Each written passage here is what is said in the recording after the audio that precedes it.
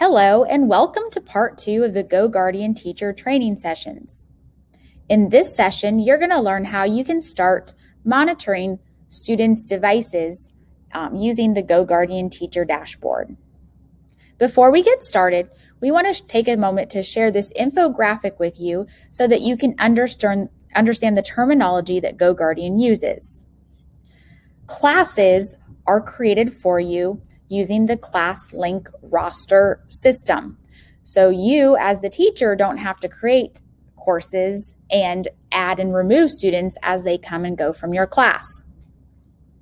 Sessions are active times by period that students are in your class.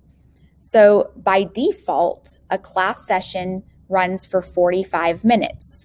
You have to manually start a session, and you can always end a session before that 45 minutes or extend it past that 45 minutes. Scenes are specific filters that you want applied to a session. You can apply a scene to a session. So for example, if you are running a session in your class and students are working in Canvas, if you want to limit or restrict students from only being able to access Canvas and nothing else, then you would need to apply a scene. Scenes will be coming in part 3 of our series on GoGuardian. And the last thing is reports. Reports are generated by each session created. You will learn a little bit more about reports in part 4. So let's take a look at the GoGuardian teacher dashboard. In this example, I have one class. In order to start a session, I'm going to click on that class. You will see a list of previously accessed sessions that have already taken place, and you can always pull data from those previous sessions. However, what we're focusing on now is how do you start a session? So over here, as I mentioned earlier, the default will be 45 minutes. I have the drop-down option where I can change that, but it will always be defaulted to 45 minutes. The next option is to apply a scene to this session. By default, it's going to be set to none. And we will talk more about scenes in part 3. If I want to go ahead and start monitoring what my students are doing, I'm going to click on Start Session. What this is going to do is open up and present a tile for each student in your course. Now, in my example, I only have 2 students, so I can see exactly what my students are working on their devices. So if you have multiple students, you're going to have multiple tiles for each of those students. I can always zoom in and zoom out by using this slider over here. Okay, notice I have some other options within my little courses here, my little cards here. All right, I have the option to do check a box, and when I do that, more options appear. I can open a new tab for the student. I can lock the device or unlock the device, or I can exclude from the session, which means that the data will no longer for that student be monitored. So we're basically turning off monitoring for the student for that particular session.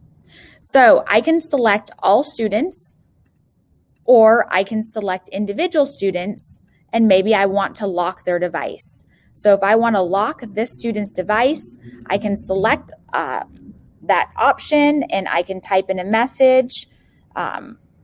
Let's just do the generic one that they have, eyes up front, and it will shut that student's computer down so that they can no longer browse. Okay, so I did that for the individual student. Again, I can always select all students and do it for all students. Or if I want to open a new tab and maybe force them to go to a specific website, I can do that as well. So we're going to go ahead and unlock those devices there. All right, some other options. If I want to maybe make some documentation, maybe a student is doing something or accessing a website, or maybe there's something that I just want that's fabulous that they've done and I want to take a screenshot of that, I just can click on that student's tile there and I'm presented with this bigger window. It will show me all tabs that the student currently has open. If I notice that the student shouldn't be accessing something, like I haven't given them the directions to go into YouTube, I can close that tab and that tab will automatically close for that student on their device. I can lock the student's device from here as well, open a new tab, and again, exclude students, but I also have the option to do a screenshot. So if I want to screenshot that student's page or that information on the screen, I just click on screenshot and notice now I have a screenshot that shows there's one screenshot added to that session. So again, I can do this for each of my students. If I want to take a screenshot here, I'm going to click out of there and now I have 2 screenshots. So this is just a way for you as the teacher to document anything that's maybe wonderful on the student's screen, or maybe there's something that you need to talk to the parents about. This is a good way to have that documentation. Another tab is the timeline view. It's going to be defaulted to the screen view, but if you have a preference to look at the screen or the timeline view, what this does is it shows what the active tab is for each of the students, and as time goes on, it will create that longer timeline. Here's where I can access my screenshots that I took earlier. And then this is something that is new that is not actually turned on for our Beta District Schools account yet. I also have the option to turn on chat. Now what this does is it allows you and the student to communicate. Okay, so it's not between peer-to-peer communication, it's student to teacher communication. So maybe if the student isn't understanding a concept, you can turn on chat and have that exchange with the student. All right, so if I send a chat to a student, I can say,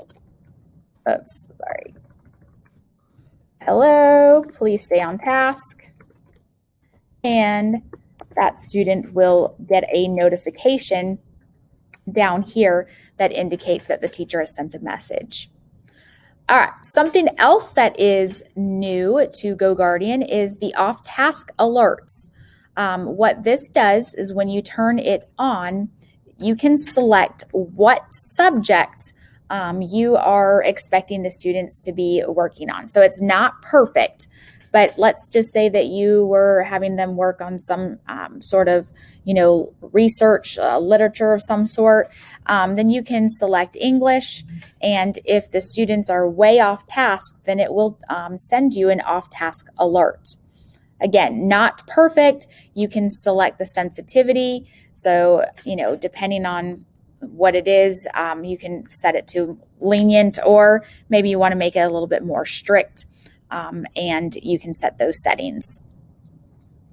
The last thing, couple things that we want to talk about is the scenes. Right now, there's no scene applied. Again, we will be covering scenes in part 3. That will be a way for you to actually really restrict what the students are able to access. Notice up here that I have 39 minutes remaining in my session.